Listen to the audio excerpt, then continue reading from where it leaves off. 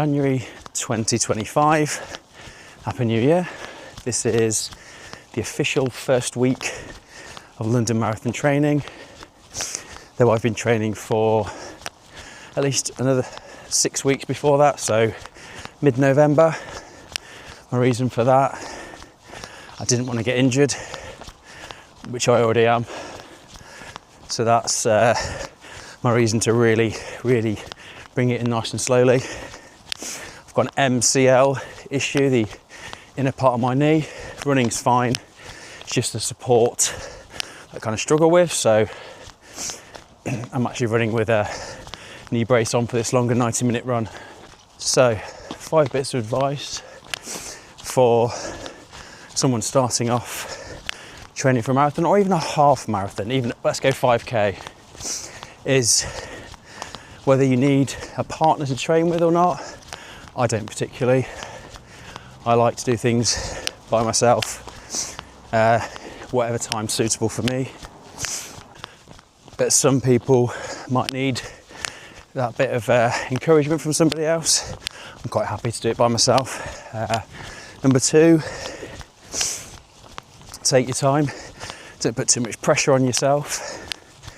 I started off relatively slow, because then when I officially started my training, it's actually a really nice pace. I'm probably 7 weeks in, and I was running too fast initially for the app that I use.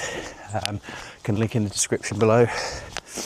But now I'm on the official lead up, 17-week lead up to the marathon. I'm actually running bang in window of the pace for a long run, which is 90 minutes. I started at 50 minutes at the start of the program.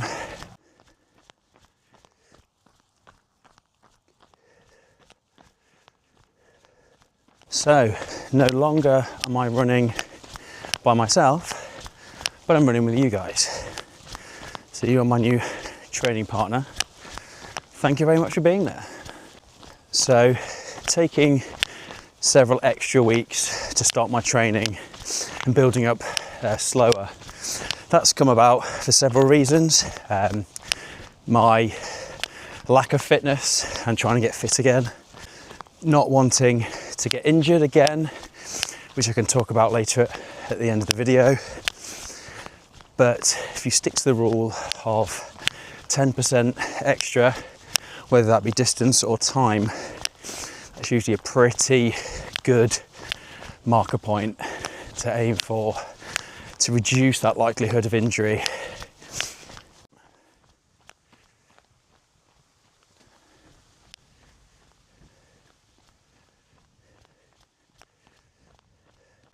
Picking the right gear that you're comfortable in, and again, getting this correct and fitted correctly, especially running shoes. If you've not ran for a while, getting the incorrect shoes can turn training into a nightmare.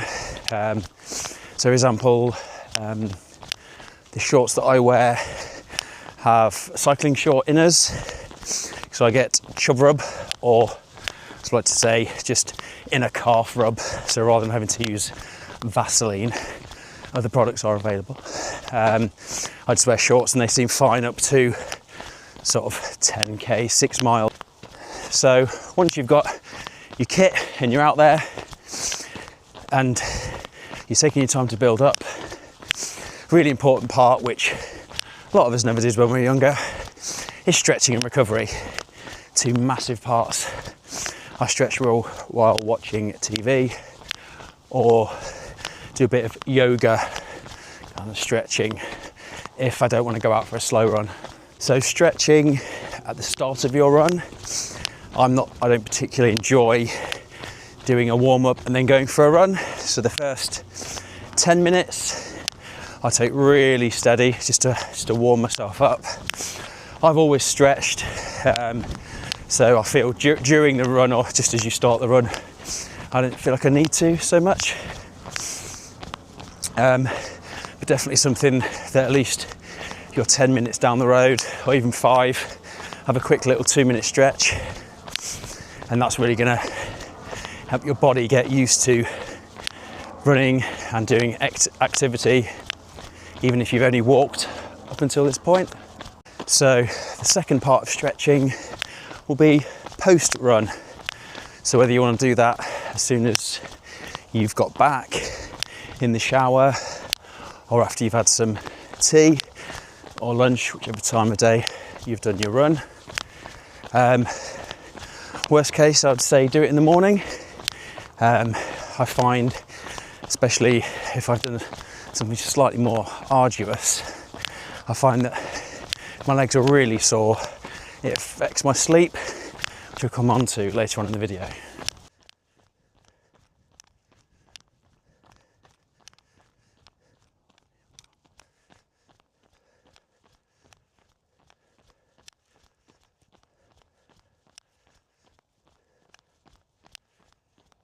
So that's stretching covered, before and after. Again, whether you do some of that before you start running, as soon as you've finished, or that evening or the next morning. And you've got recovery. This is what is going to help your body grow, repair, and see all those extra gains during your training. So as part of recovery, apart from eating on your longer runs to fuel your body so you don't get cramps and hit the wall, is the phrase that most people would use. It's getting food and energy and hydration in as much as you can, and try not to make yourself feel sick, because that's not the nicest of feelings and you don't enjoy it. As I said then, nutrition is a huge part of recovery, which I will have a separate part of this series which we can go into, but it's really 80% of your improvement, your ability to stay away from getting injured, but also giving your body that time to grow and recover. So as you're building up your training, I would suggest that it's good to have some sort of plan. Again, this helps with not getting injured and overloading and recovering correctly. It's been tried and tested by many people before, so let's stick to that. As a rough guide, you'll do a short, slow run a week, maybe class that as a recovery run. A long, slow run at your marathon pace or slower, or your race pace. Fartlek training, which is that same, having a warm-up session, maybe 5-10 minutes, and then anything from 2-minute slow run to a 1-minute pacier run, which is faster than your time you want to do for your run, and start that around 20 minutes. And then again, slower recovery runs then start for 1 gym session a week. As a general rule of thumb, I would suggest that you do 1 slow short run a week initially, and as you build up to 50 or so minutes, 50-minute run would be your distance pace run, so pacing at that so your body gets used to that steady, slow state workout. Fartlek running, which is where you will again warm up for a few minutes. You will jog quite quickly for a minute and then have a recovery minute, and do anything from 4 or 5 repetitions of that, and then build up to, I'm currently on 8 repetitions with 10-minute warm up and 10-minute cool down at the side, each side, and then build up for 1 gym session a week. Core strength and stability, reducing that chance of overtraining and injury. So gym sessions, what does that look like? Well, actually, apart from running to train for a set distance or an event, I really can't stand running in a gym or using an elliptical or the Stairmaster. Yeah, I can't do CV in a gym. Luckily for me, my gym is an 8-minute run away, so minimum that's me doing 16 minutes, which I can extend for another 10 or 15 minutes to get me to the sort of ideal 30 to 40 minute easy run range. But I can get into the gym because I work from home. I can get to the gym. I can do anything from 45 minutes or so. Strength exercise, really do enjoy that. And I've now built up, time dependent, doing 2 or 3 gym sessions a week. So yeah, this really enjoyable part of the training. Having a decent app to help you run is also really useful to keep you on track. Gives you notifications, and again, if you start early enough, it should be well within your comfort zone to train to a really enjoyable degree. I've got a Garmin Fenix 6 which links to different apps. As with everything, there are paid features on apps. Depends whether you want to get those extra data points or there's lots of options. I've managed to get a free app through the charity that I'm running the London Marathon with. So I do use that to give me my right increase in workload. Again, I got injured while training for a 100k ultra marathon, which I can go into later on.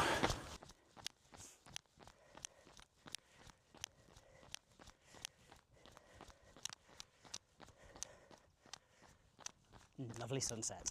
So I don't use this app, but Nike apparently have a good free app that a friend of mine, granted he was relatively fit anyway, but to get his fitness back up, he used that and started at 5k, built up to 10k, and ended up winning a race, which I think is amazing. I've not looked at it, but I can link that in the description below. I do think something that is underrated as well is doing your daily steps.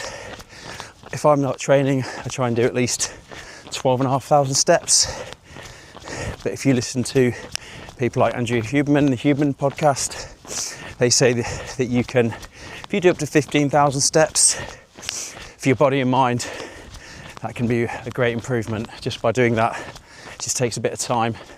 Even if you can't get out and train, if you can get out and do your minimum sort of 10 to 15,000 steps, close to 15,000 steps, because I've built up my running steadily over an extra sort of 6 or 7 weeks. Again, I don't tend to do cardio, as mentioned, in the gym, but I think towards the latter stages of my 17 weeks to go training to April, doing some bike work will take a little bit of strain off my knees, to be confirmed. We'll see how that goes. You'll see if you talk to people who've done marathons before or events that they say just book an event and train for it. I think that's a fairly decent way to go, depending if you leave it too long or you don't start training early enough. And the biggest thing, again, 40 something age, is just not getting injured. If I got injured now and had to decrease my training or stop training altogether, or even have to sit in a bike in the gym, that would be horrendous. So yeah, just taking your time, enjoying it, enjoy the process. So you're at that point now where you're training, you're stretching, you're recovering, you've got the kit, you've got a partner to run with or not. And then just get out there, enjoy it, most importantly, keep turning up. Don't do too much too soon, then end up doing one and run every other week. Do 2 small runs and build it up. You won't even think about it, and you just enjoy it, enjoy the process.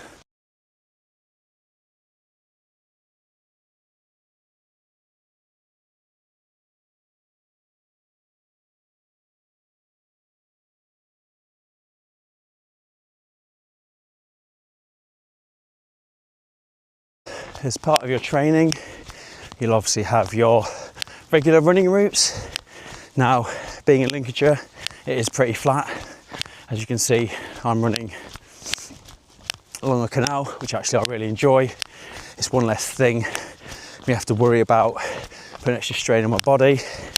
If I do come off my path, I can find plenty of steep hills to get out of Lincolnshire, whether that be up or down. And yeah, just try not to get injured. Some people like to run in a loop. I like to just run halfway along a pretty straight, flat canal path and run back.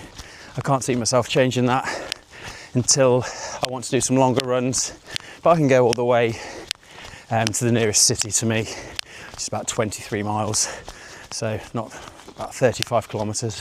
In starting training, I find that all I concentrate on is time on your feet. Don't worry about distance, don't worry about speed, just worry that you start off probably at least 10 to 20 minutes. I started off at 30 minutes and now I'm running hour and a half long runs, adding 10 minutes to those every week. But yeah, don't worry about speed, don't worry about distance. Nice and slow, steady, get out there for time and enjoy it. As you may have realised, I've tried to vlog, sat down in a room with nothing to do, and I kind of felt like it failed spectacularly.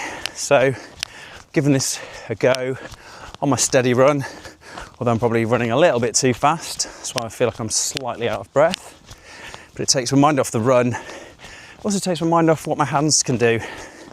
But I'm enjoying it. I hope it's enjoyable for you. I did try filming on my phone. It wasn't too bad, but realising after doing a bit of research, speaking to some friends, that actually when the mic and sound quality is really poor, you kind of lose interest. So I ended up with a bit of Christmas money, seeing as it's January, buying DJI Osmo Pocket Pro with Creators Pack. So I've got extra battery life, got a little bit more of a handle to hold on to, and I've got more importantly the mic, which hopefully will make things a lot better from the get-go. And at some point, maybe filming in 4K. Now that is a lovely Lincolnshire sunset.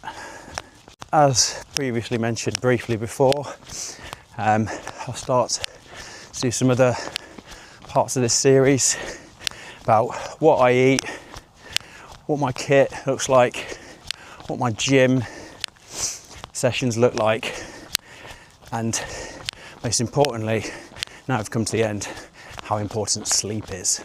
As we start to build up this series, I want us to start building a community for everyone to support each other on the start of this journey, and I would absolutely love to be with you along the way, see how you guys are getting on. Like I say, anyone from couch to 5K to your first marathon, I don't know, first ultra marathon, share with people your honest feelings, how your mental health will be at that time, whether you think you're doing well or not, and having these conversations with people who've been through it as well, supporting each other and using YouTube for what it is, sharing knowledge, experience and building community.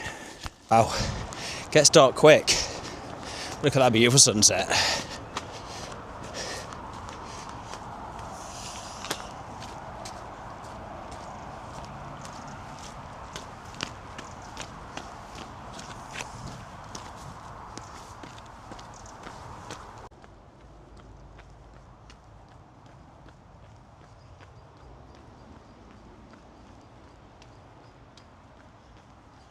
What a way to finish a run.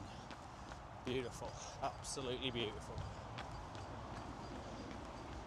It's me back on the main streets after 10 or so K on the canal.